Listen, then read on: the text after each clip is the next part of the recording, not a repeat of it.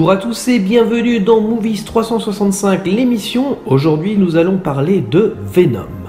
Avant toute chose, j'aimerais revenir sur la licence Spider-Man au cinéma car il faut bien le dire, Venom est né au sein de cet univers. Et commençons par le commencement avec Spider-Man de Sam Raimi sorti en 2002. Spider-Man sera très important au cinéma puisqu'il propulsera avec X-Men les super-héros au cinéma. Spider-Man est l'adaptation du comic book créé par Stan Lee et Steve Ditko. Spider-Man aura, comme vous le savez, un franc succès puisqu'il engrangera plus de 403 millions de dollars sur le sol américain et plus de 821 millions de dollars de recettes au box-office mondial. Bien évidemment, qui dit succès, qui dit suite, puisque nous aurons droit à Spider-Man 2 en 2004 et Spider-Man 3 en 2007. Spider-Man de Sam Raimi était très bon pour l'époque, même s'il a pris un petit coup de vieux, le héros en prend plein la gueule et on a régulièrement peur pour ses proches. La thématique de l'adolescence vers l'âge adulte, l'univers plutôt bien aimé et cela reste cohérent. Au casting prestigieux, on retrouve Tobey Maguire en Spider-Man, William Dafoe en Bouffon Vert, Kirsten Dunst en Mary Jane Watson et James Franco en Harry Osborn. On prend vraiment le temps de poser les personnages et son ambiance, et c'est relativement bien écrit. Et à l'époque, on révolutionne même la technique, bien que certains plans ont mal vieilli, on n'hésite pas non plus à être créatif, voire même artisanal. Par exemple, la scène dans laquelle Peter Parker attrape les aliments projetés en l'air lorsque Mary Jane glisse dans la cantine et a été tournée sans effets spéciaux numériques et a nécessité plus de 156 prises. Je dois avouer que aujourd'hui certaines scènes paraissent ridicules. On parle de Spider-Man 3, mais le premier et le deuxième ont aussi leurs scènes un peu cheap. À moindre échelle certes, mais tout de même, j'apprécie toujours ce film malgré ses défauts. 2004 sort le meilleur de la trilogie de Raimi, Spider-Man 2, et pourtant fera moins de recettes que son prédécesseur, puisqu'il fera plus de 373 millions sur le sol américain et 783 millions de recettes mondiales. Cela s'explique parce que le budget du film était beaucoup plus important. On retrouve les acteurs du premier film et un petit nouveau s'invite à la fête, Alfred Molina dans le rôle de Otto Octavius. On utilise le même schéma scénaristique que le premier film, cependant on va tout de même approfondir les personnages que l'on a introduits dans le premier film. Là où on traitait le passage de l'âge adulte pour Peter Parker dans le premier film, ici on évoque les premières années difficiles de jeunes adultes. Je suis aussi de l'avis général concernant ce film puisqu'il est le meilleur de la trilogie. Très rare de faire une suite meilleure que le premier, même si celui-ci aura aussi quelques défauts que je reproche au premier et au troisième film. Et pour le troisième film, je vais vous étonner, mais je vais relativiser en vous disant que c'est loin d'être mauvais, surtout après avoir vu Homecoming et Venom. On retrouve toujours le même casting et vient s'ajouter Thomas Haden Church en Homme Sable et Topher Grace dans le rôle d'Eddie Brock alias Venom. Toujours sur la même trame scénaristique, c'est là qu'on se rend compte que Sam Raimi fait du réchauffé, on change juste les méchants, bon, on change aussi les messages et les dilemmes, Peter et MJ font encore du je t'aime moi non plus. Le film fera légèrement moins bien au box-office de recettes mondiales, plus de 336 millions sur le sol américain. Par contre, fera beaucoup plus de recettes mondiales au box-office, plus de 890 millions de dollars. Oui, ce Spider-Man a des défauts presque autant que les deux premiers en fait, même si le film tire parfois trop le ridicule quand Peter Parker est en osmose avec le symbiote. Beaucoup reprochaient au film de ne pas voir beaucoup Venom, cependant le symbiote est bien l'élément central du film. Alors on a bien l'homme sable, mais bon, il fait que de marcher. Même s'il a des scènes de noblesse tout de même. Le symbiote est présent tout le film et va transformer Peter et montrer sa part sombre, voire même la plus sombre. Honnêtement, ça ressemble beaucoup aux comics, et même à l'animation des années 90. Eddie Brock se fait également avoir par Peter Parker, et se vengera à tout prix, même avant d'être Venom. On est donc sur une origin story tout à fait correcte et fidèle aux comics. Si Venom a cette gueule-là, c'est bien qu'il est affilié à Spider-Man. Venom se construit au fur et à mesure du film, et même si vous avez vu le monstre qu'à la toute fin, Venom a pris le temps de se développer au cours du film.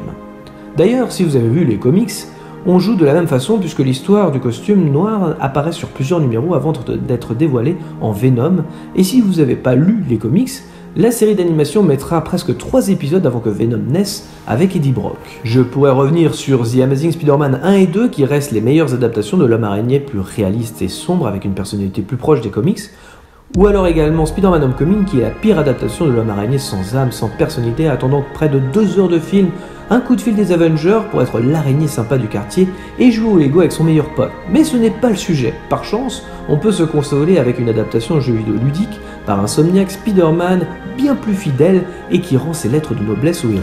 Alors pourquoi cette longue intro sur les Spider-Man de Sam Raimi? Eh bien pour vous dire que cette trilogie, malgré son âge, reste plutôt bien écrite. Même la partie Venom qui raconte une origin story tout à fait correcte. En plusieurs étapes, jusqu'à découvrir le monstre à la fin. C'est un peu comme les Dents de la Mer si vous préférez, ou Predator, on utilise pendant tout un film un monstre qui n'apparaît qu'à la toute fin, montrant une mise en scène efficace entre Peter Parker et son côté obscur.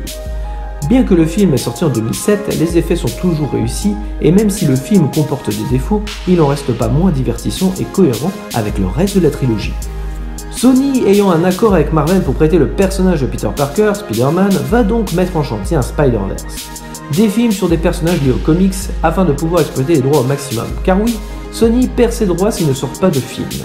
Il décide donc de revenir sur les critiques de Spider-Man 3 et offrir aux fans ce qu'ils attendent. On n'oublie pas que ce qu'on nous donne au public ce qu'il veut, le film ne sera jamais réellement sincère et sera sans surprise. Bref, vous l'aurez compris, Sony ne va pas rechercher à faire un bon film, mais une production rapide au scénario pas trop compliqué pour conserver les droits jusqu'au bout. On utilise un vilain super connu de Spider-Man, et les fans seront toutefois folles devant les teasings, de quoi avoir beaucoup d'attentes. La production indique qu'il s'inspira des comics solo de Venom, sans aucun lien avec Spider-Man. Et j'en viens à la seconde erreur, Venom est lié à Spider-Man encore une fois. S'il a cette gueule-là, et les pouvoirs en question, c'est le symbiote qui était lié à Peter Parker. La production est en chantier et les premiers noms sont dévoilés, on y retrouve Tom Hardy en Eddie Brock, Riz Ahmed qui jouera le méchant sans charisme Carlton Drake, et accessoirement Michelle Williams parce qu'il faut un personnage féminin dans le rôle, Dan Wayne. Avouez, avec un casting pareil et un méchant tel que Venom, il y a de quoi attendre le film de pied ferme avec un sourire jusqu'aux oreilles. Pour la petite histoire, Venom raconte l'histoire du journaliste Eddie Brock possédé par un symbiote qui agit de manière autonome. Alors je précise que dans cette vidéo il y aura des spoilers, vous êtes prévenus. Alors le film s'ouvre dans l'espace à la manière d'Alien et on y voit une navette qui est sur le point de s'écraser sur la Terre. Cette scène est à elle seule la manière dont Sony va gérer son film. C'est très mal filmé et la navette est tellement carrée que je soupçonne l'équipe des effets spéciaux d'avoir récupéré des éléments graphiques d'un futur jeu PlayStation 1. La navette s'écrase et les symbiotes sont récupérés, 3 ou moins au total, dont un s'échappant dans la nature en Malaisie. Eddie Brock est à San Francisco et est une star d'émission d'investigation et prêt à se marier. Son patron lui explique qu'il doit réaliser une interview concernant le boss de Life Foundation, la plus grande entreprise pharmaceutique du monde. Eddie a déjà enquêté et on sait que Carlton Drake, le fameux boss, est plus méchant qu'autre chose, mais le patron d'Eddie insiste pour que celui-ci fasse pas de conneries lors de l'interview comme poser des questions gênantes.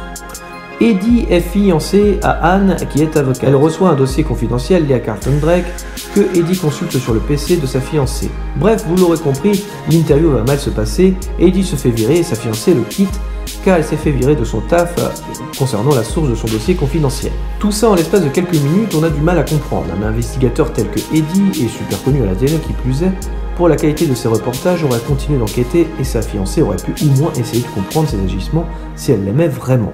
Mais on a un cut direct et nous voilà 6 mois après. De plus, comment peut-on savoir que la source venait bien de Michelle Williams? Eddie semble avoir une vie de déchet malgré un appart plutôt grand et un côté alcoolique en se sifflant de temps en temps quelques petites binouses. Notre grand reporter semble essayer de vouloir retrouver un travail mais n'y arrive pas et semble avoir abandonné aussi également toute enquête sur Carlton Drake. Le gars qui lui fait perdre le boulot et sa fiancée, de quoi vouloir se venger tout de même. Pourtant, avec cette notoriété, il aurait pu continuer ses investigations tout en ouvrant une chaîne YouTube par exemple, vloguer dans l'air du temps. Mais non, il s'apitoie sur son sort. Bref, chez Life Industry, ou Life Foundation, on s'amuse à tuer des gens via des symbiotes, là aussi rien d'extraordinaire, mais un des membres de l'équipe n'est pas d'accord avec ça. Étonnant vu que les accusations datent d'il y a plus de 6 mois concernant l'entreprise qui teste des éléments dangereux jusqu'à tuer des humains, mais bon pourquoi pas. Elle décide d'aller voir Eddie Brock qui avait accusé son patron quelques mois plus tôt pour l'aider et montrer au grand jour l'agissement de son patron. Dommage qu'elle n'ait pas de portable en 2018 pour filmer les éléments et donner directement les preuves aux journalistes. Eddie se rend sur les lieux après avoir refusé la proposition car il a croisé son ex qui refait sa vie avec un autre homme en l'espace de 6 mois. Du coup, très compliqué de voir une quelconque alchimie entre les personnages et une possible romance. La fille était fiancée à Eddie et elle le largue pour pas grand chose puisque ses intentions sont nobles et refait déjà sa vie. Eddie prend quelques photos et se fait infecter par un symbiote. Eddie se sent pas bien et sent qu'il est infecté. Le méchant s'en aperçoit et va envoyer des mercenaires aux trousses d'Eddie. Des voix dans la tête, Venom prend de plus en plus de place.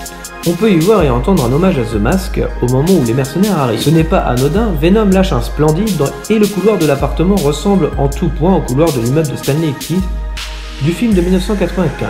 D'ailleurs, la scène de ce couloir se termine par la fenêtre au même titre que The Mask. The Mask est tiré d'un comics également violent. Vous ne le savez peut-être pas, mais The Mask est loin d'être une comédie et pourtant deviendra culte. Une manière détournée des studios et ou du réalisateur de nous montrer ses intentions. En effet, The Mask devait être noir et c'est Jim Carrey qui a proposé une comédie à la place. Ce qui en deviendra effectivement un film tout à fait culte et encore dans les mémoires aujourd'hui. S'ensuit une succession de scènes d'action sans mise en scène intéressante, plate et aux effets spéciaux pas si foufou que ça. Même sur certaines scènes d'action totalement lisibles, surtout dans le combat final, totalement dégueulasse. Je finirai par la scène post-générique qui est vraiment pas subtile pour un sou. Le studio avait pris soin de nous teaser de toute façon depuis un an qu'ils ont casté Woody Harrelson, donc pas de surprise non plus. Il joue le rôle de Cassius Cassidy, alias Carnage, et bien croyez-le ou non, la phrase de fin nous prend vraiment pour des imbéciles. La réplique « Quand je sortirai, car je sortirai, je ferai un véritable carnage !» Non, mais vous êtes sérieux là? Carnage doit être violent au même titre que Venom, voire Tighty Bob en PG-13, ça vole pas haut. J'ai évoqué également aussi les ambitions du méchant, dont le but est de vivre dans l'espace car nous exploitons trop nos ressources terrestres. Bienvenue dans cliché.com, ou alors la scène des flics qui attaquent Venom alors que Michelle Williams arrive et paf, il n'y a plus de flics à l'écran. D'ailleurs, les flics n'apparaîtront plus du tout dans le film par la suite, de même que la dernière victime de Venom dans l'épicerie où il n'y a plus du tout de corps, le plan d'après.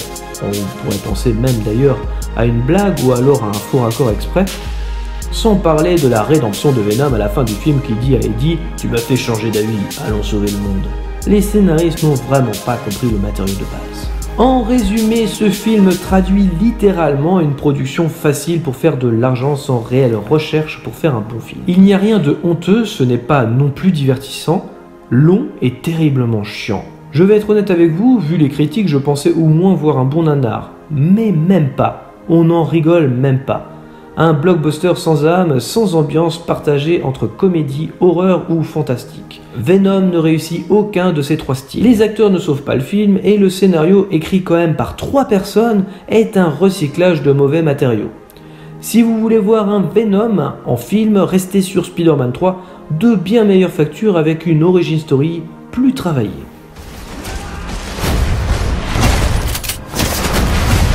Why would we do that?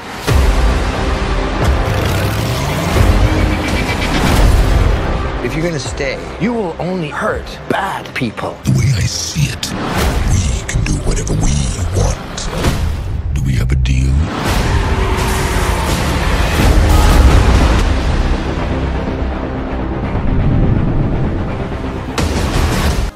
Merci à tous d'avoir regardé cette vidéo, j'espère que cela vous a plu. Je précise encore qu'il ne s'agit que d'un avis et non d'une pensée unique. Je vous invite donc à liker, commenter, vous abonner si ce n'est pas déjà fait. Nous sommes disponibles également sur le site internet movies365.fr, Facebook et Twitter, les liens sont dans la description. Dans tous les cas, rendez-vous dans les salles obscures pour de nouvelles aventures.